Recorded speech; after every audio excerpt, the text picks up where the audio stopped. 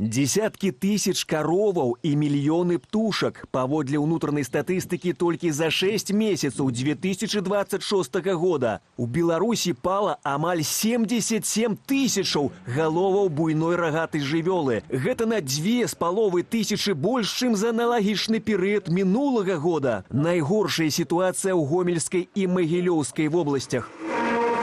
У Віцебскай вобласці катастрафічныя лічбы птушынай смяротнасці. За паўгода памерла 2 мільёны. Гэта пры тым, што небяспечных эпідэміяў сёлета не рэгістравалі, прынамсі афіцыйна.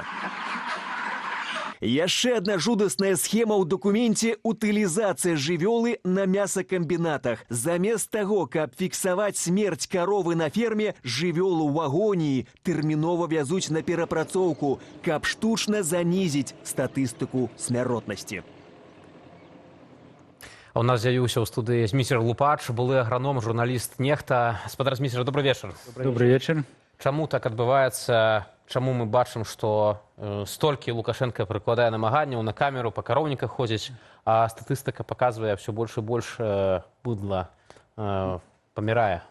Ну, тут няма нічого дзіўна, таму што працаваць там няма каму. І тыя самі работнікі, якія працуюць, яны, ну, это збольша такі нізкі сацыяльны элемент, як сказаць, такі, ну, там, ці былыя ці пенсіянеры, ці якія людзі, якія злоўжываюць алкаголем, ну, у якіх ужо нічым не застрашыш, хоць там Лукашенко кажа, што трэба на зборы, ну, гэтым людзям ужо нічого не страшна, і таму, ну, нічого з імі не зробіш.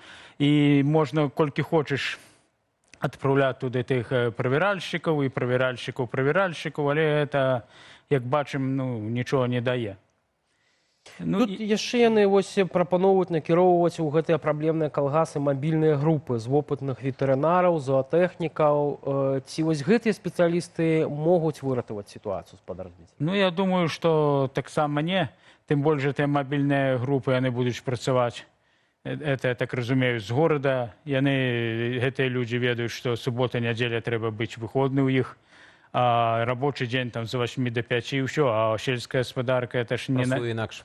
Ну, працуе інакш, і ведаю, што як калгасныя ветэрынары іх могуць і вечарам падняць, і рана, і ў выходны дзень.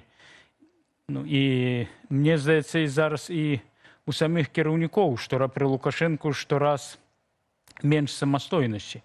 Яны ўсе аглядаюцца на вертыкаль, ну, раённая на вобласць на Лукашэнку, і вось гэтыя 32 гады кіравання да гэта прывялі, бо я глядзеў неяк па в'етнамскую сельскую гаспадарку, кітайскую, там усё ж яна развіта таму, што, ну, партыя кіруе там палітычнымі справамі, але у гаспадарчая не лезе на такім узроўні, як Лукашенко. Ну так, тут цікава, што чалавек, які сам сябе называе прэзідэнтам краіны, асабіста інспектуе нейкія кароўнікі, і ўсё роўна нічого не атрымоўваецца. У гэтым парадокс, што столькі часу і столькі крыкаў з надрывам усе гэтыя нарады яго праходзяць, урад заангажаваны, цяпер ужо войска хоча заангажаваць, а выніку няма.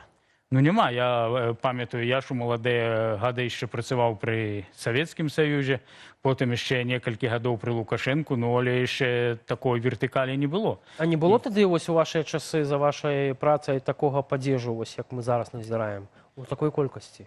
Такого падзежу не было. І, ну, зараз, якія, то, наколькі я ведаю, новыя тэхналогіі, яны пачалі маложіва это забіраць, потым яго марожаць, і потым размаражваюць, даюць каровам. Ну, можа, это на захадзе, дзе і добрая тэхналогія, але это ж на захадзе, дзе прыватная гаспадарка. А ў нас, вядома, это, ну, не будзе выконвацца. То бок гэта ўсё таксама глыбінная загана калгаснай сістэмы, дзе няма гаспадара, і ўсім пляваць на вынікі працы.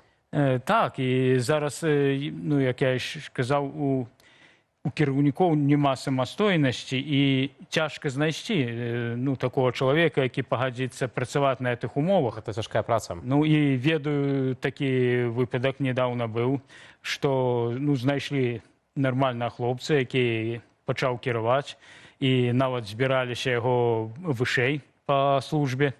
Ну і потім у телефоні його щось знайшли, його не тільки не вищей, а наогул звольнили з Калгаса. А, что экстремист. Что экстремист, мовляв, ну, то есть улада мало того, что не хапає кадров, но она еще и боится вот этой нелояльности больше, чем это дефициту кадров. Спадар Зміцер, яшчэ вось аўтары гэтага дакументу адзначаюць, што і не хочуць ісці вучыцца ў сельскагаспадарчую акадэмію нашы студэнты. У 27-м годзе, напэўна, ввогуле правал нават на мэтавыя нейкія скіраванні. Што з гэтым рабіць? І ввогуле это можна неяк прывабіць людзей вось ісці на гэтыя спецыяльнасці? Ну, прывабіць толькі змяніць умовы, бо маладыя ж людзі, яны не дурныя, яны бачаць, што адбываецца, і бачаць, што трэба будзе адпрацоўваць, і якія умовы, там няма зарплаты, няма умоў сацыяльных, і таму яны любымі сродкамі стараюцца паступіць куды інакш. А вось гэты рэцэпт Лукашэнкаў, каб завесці сюды працаўнікоў на вёску з Узбекістану, з Пакістану, што, правда, з узбекамі бачым, затармажваецца гэты праект, таму што узбекі абурыліся умовамі працы і заробкамі.